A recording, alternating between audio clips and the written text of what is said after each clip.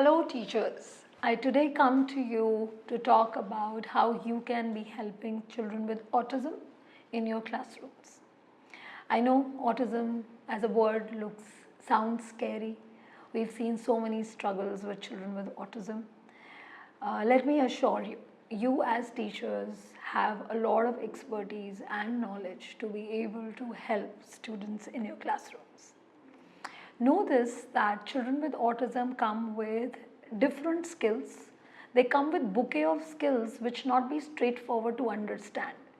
And for us to be able to taking out that time to observe, to notice, to see what this one student is good at, what skills do they have, what are they able to do, and later we'll come to what is it that they're not able to do, what are they struggling at.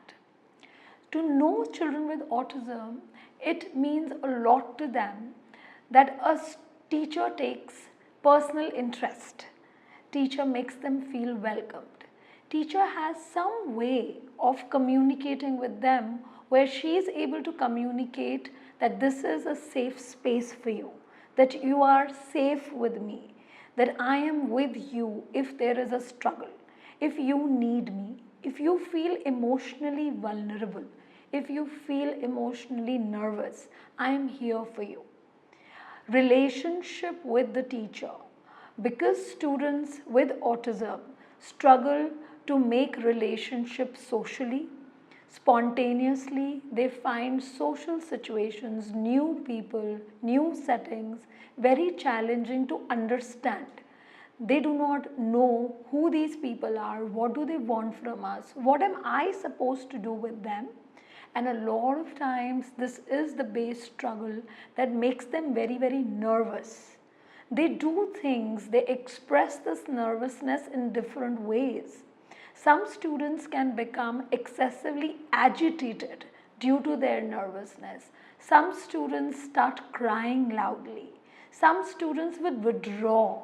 Some students will actually withdraw so much that they may run out of the classroom.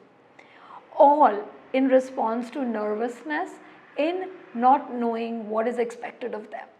Are these people around them safe enough? Sometimes students come with their own sensory needs. Sometimes the regular noise of the classroom is too loud for them. They become overwhelmed because of this noise. Sometimes when students, other classmates are walking randomly, they're not seated on their seats. When the transitions happen between two class periods and there is a lot of halla gulla in the classroom, a lot of times that chaos overwhelms this student with autism. How we as teachers can help our students is by knowing what their vulnerabilities are, by knowing what sensory stimulation is exciting or overwhelming the student. How we can then come in to support them.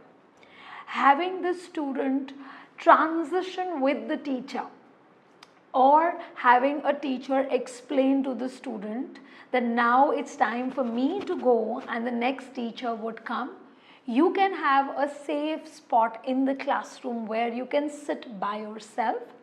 We can also have developed peer support groups in the classroom. Students who are otherwise able to have high empathy, students who are able to understand others very well, students who are otherwise feeling motivated to help out the other classmates can be made peer buddies who would stay with the student or who will create the safe environment with the student till the next teacher comes in, till the next teacher takes over. Also for the student to discover that it is not to feel awkward if I need a specific spot to sit in the classroom. It is not to feel awkward if I need to stroll silently in the back of the classroom till I feel calm enough.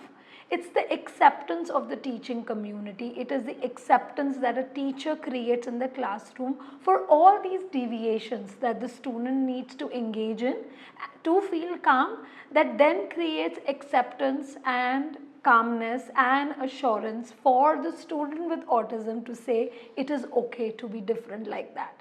It is okay to need this much from my teacher, and my teacher is here to help me out. Knowing your students' team outside of school, if they have other professionals helping them, teaming up with those professionals, teaming up with a counselor in the school, teaming up with a special education teacher in the school. Sometimes we may need to welcome input from the child's pediatrician. Sometimes we may need to welcome inputs from the child's dietitian, because for us to know a child with autism completely, it will take a village. To have a good, healthy communication with a child's family, believe me, parents know their children best. They have so much information about what excites the student, what overwhelms the student, what they find soothing, what will they want in the communication from the teacher, and to know this from the beginning of the year. Sometimes it can sound overwhelming for the teacher, but having worked with so many students with autism, let me assure you, you may take out 5 minutes here and there, 10 minutes sitting down, chatting with the student. The student, even when the student is not giving you eye contact enough, believe me when I say it, they know when you're taking interest in them. When you take out time to sit with them, greet them in the way that they feel comfortable, they will look forward to seeing you in the school. Sometimes we also need to work as a team of teachers, because if someday I as a teacher am absent, I can be absent, right? Then the student knows that this is not the only teacher that I have. There are other teachers in this team that I can go up to. There are other people. So as a team, when we work together to know the student, to make the student feel comfortable, then a lot of times students just need only that much from us and they start thriving.